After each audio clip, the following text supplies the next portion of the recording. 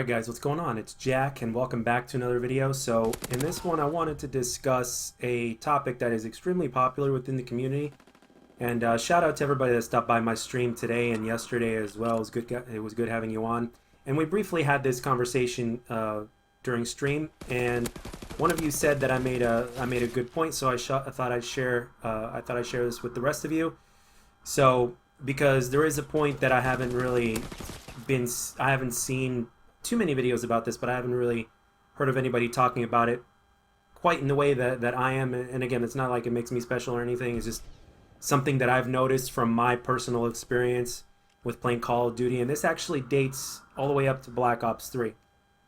So prestiging is a really big deal in Call of Duty, and it is rumored so far that prestiging is not going to be returning in Black Ops Cold War. And when you think about it from a financial standpoint in terms of what Activision, I guess, is trying to do, it kind of makes sense, but it's like at the same time it doesn't. It's like they can easily separate the prestiging from other things, and it doesn't make sense that we're slapped with a bunch of double XP and then we only have to like 155.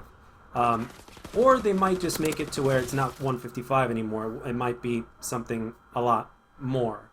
But it was apparent since Modern Warfare that they wanted everybody to have kind of like a similar... they wanted everybody's numbers to be close to the same. And we're not just talking about stats and how well you play in the skill-based matchmaking. We're talking all across the board, right? We're talking about how fast you rank and stuff like this, because for noobs, okay, who is Activision trying to protect? They're trying to protect the noobs, right? Who are they trying to keep from quitting out of lobbies? The noobs. And here's where my experience comes into play. In Black Ops 3 on Xbox One, I legitimately made it to level 1000 in Black Ops 3 on Xbox One. And every single time I enter a lobby, specifically more than any other lobby, it's a free-for-all lobby. This happens very often. One of two things happens. As soon as I enter the lobby, they see level 1000, and then a few seconds later, they back the hell out. Especially in that game, since there's an option to see the lobby leaderboards, they see the stats, they see the KD, they see the score per minute, and a percentage of them leave. Or they stick around, and then after I win the game, they leave. So what happens when a player like myself, who's pretty good at the game, enters a lobby where a majority of the players are noobs and absolutely shits on them? What is likely to happen after a game, 2 games, maybe 3 games? What is likely to happen after that? Chances are they're going to back out, especially if they're getting streaks dropped on them left and right. Now, in free-for-all, I've noticed that depending on the game that you play, I mean, it happened a lot more in Black Ops 3 than it happened in, like, let's say, Infinite Warfare. In Infinite Warfare, people don't quit out as easily. And that just goes to... And if there's any hints and clues to why that may be, is because in Infinite Warfare, I am not at max level, especially on the PlayStation. On Xbox, I don't remember exactly where I am on Xbox. Maybe a 10th prestige at most. So when you're looking at... When you look at it, like, the first things people see when they see your name is basically your level and what level you are. I have a solution for this in case anybody from somewhere is watching and they happen to have an impact on the game. How about this? You hid people's combat records, right?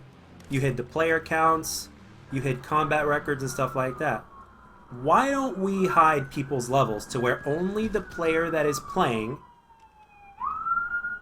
As the cops go by again. Every single time I record a commentary or something like this now, it's like, that always happens. Might as well be my trademark at this point.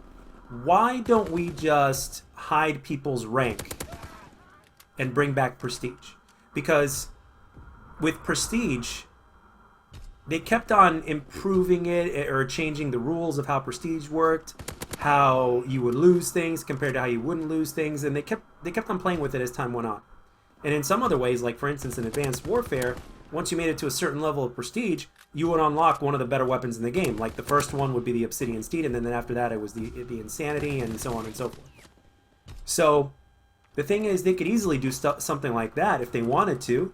They could give prestige rewards as well as the battle pass rewards or the tier rewards or whatever the hell you call it. I'm not as familiar with it because I played Black Ops 4, but I didn't play Modern Warfare all that much, to be honest with you. But I think it would be a very good idea and a very easy solution to where we could please both parties, to where just hide your rank, and at the same time, the fans get what they want, and you guys get what they want. There really is no sense in removing prestige. Me personally, in terms of prestiging, I personally don't care, which is why originally I didn't even want to make a video talking about this. But as I talked about it more and more in stream, I felt that it was very important to talk about. So that is my solution to the problem. There's no reason as to why you should take prestiging away. And as a matter of fact, you can make it even better. And you know that noobs, as well as players that are very good, which, by the way, only a certain percentage of players that are really good at the game are interested in prestiging. Not all of us are interested in prestiging. Half the time, I'm not interested in prestiging.